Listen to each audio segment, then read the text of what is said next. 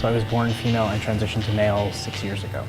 I knew from a fairly young age that I was in the wrong body is kind of a misnomer, but that my brain and my personality and who I was inherently in myself was male, and my body didn't match that.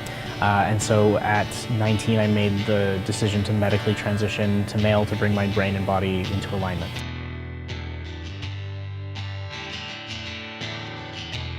Trans, and it's often depicted as trans, T-R-A-N-S, asterisk, is a blanket term for all gender nonconforming identities and medical transition identities entirely. So it's a blanket term. You'll see it used on places like Tumblr and Facebook and Twitter and social media. That's where it's actually most common. It's starting to go into academic literature, but it's just kind of we're going to talk about trans issues. It's this huge blanket.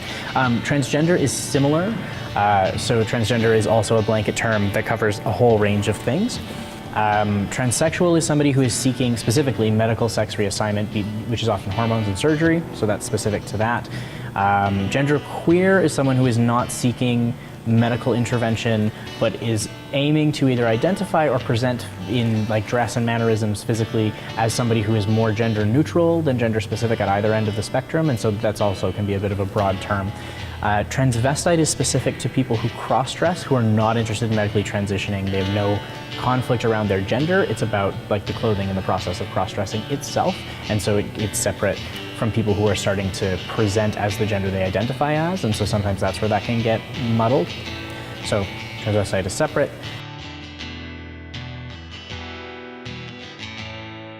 It's not harder than not transitioning.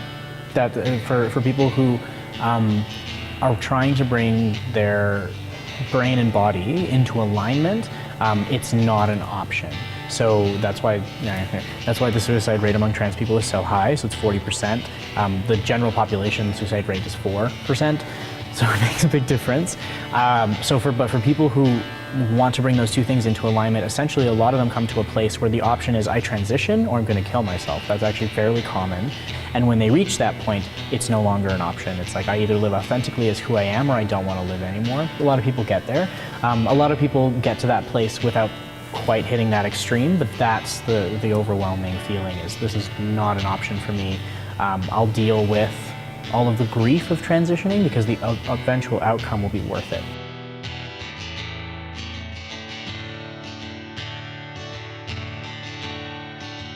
Easiest thing to do when your friend starts transitioning, ask them, use their new name and pronouns immediately as often as you possibly can. Switching over pronouns is challenging because we do a split second, we calculate somebody's secondary sex characteristics, the way that they look, and then we go male or female, and then we just move forward with that, and we do it it's unconscious.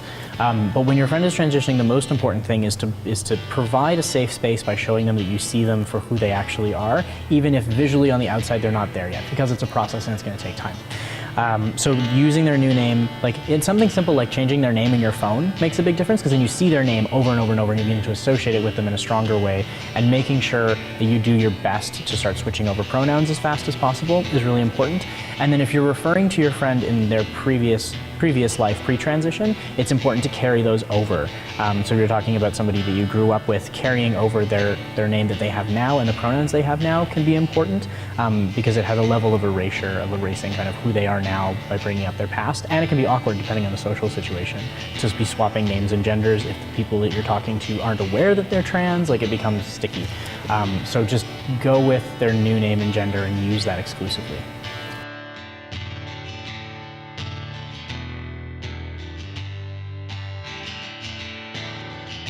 When you're an adult, what you have to do is, it's about a 2 to 9 year process. It depends. 2 is really fast, and usually it's quite a bit longer than that.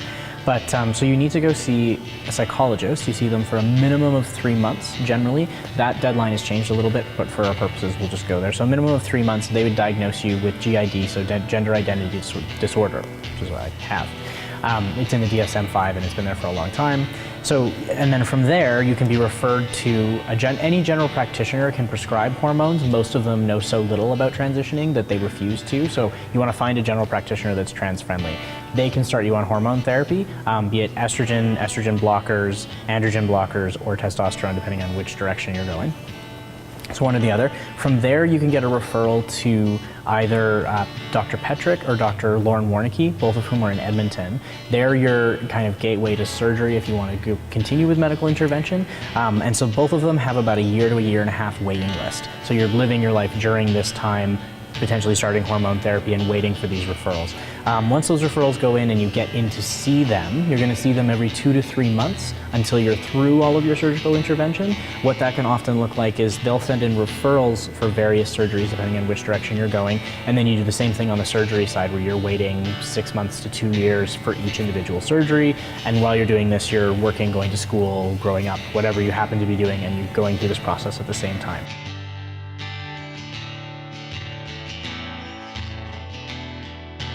Oh, it's weird, and it's especially weird in the workplace because I worked construction as a woman and then ended up working in the service industry as a guy, almost back to back. That made it really interesting because I went from being a carpenter to a chef, and so it's interesting because you don't forget, you don't gain, because male privilege exists and it's a facet of our world, but you don't forget how you were treated as a woman, and so I think that you can use it to your advantage, and that's what I've always tried to do, is because you notice when it's happening, you can point it out for one thing, or you can take the opportunity to use the benefit of your privilege to benefit other people.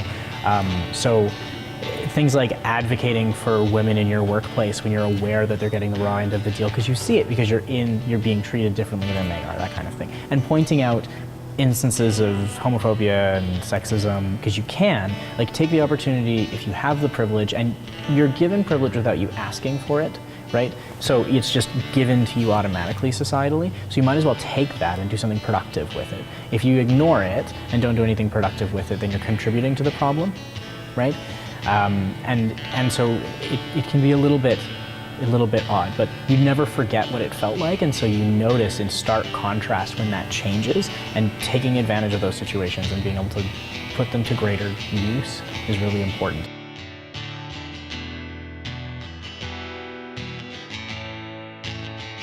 Oh, I can't have kids. Yeah. I can't have kids because in order to change my gender marker in Alberta, I have to be rendered sterile. What? It's actually, yeah, it's part of the medical transition that is required by the government of Alberta in order to change my gender marker. It's stupid, it doesn't make any sense. A lot of guys do it because of the cancer risk. It's kind of like your appendix is just hanging out, waiting to get infected, right? And in 1989, in the US, in Washington, there was a trans guy who had not had a hysterectomy at all. He'd had chest surgery and kind of just moved on. He got cervical cancer. The hospital in his city refused to treat him, and he died at home, right? Because he was male appearing, and they freaked out and they wouldn't deal with him. And so there's a lot of like mitigating your need for later medical intervention is a part of a reason that surgery is part of it. There's a huge cancer risk too, because we don't know, statistically, there are not a lot of trans guys in their 90s that we can like watch the long-term health of whatever, right? So we don't actually know long-term if there is any adverse effects on female sex organs with testosterone over a lifetime, right? So, but ultimately doctors are like, there's a cancer risk here, that's why we do it, and if you want to change your gender marker, you have to be rendered sterile, which makes having kids complicated.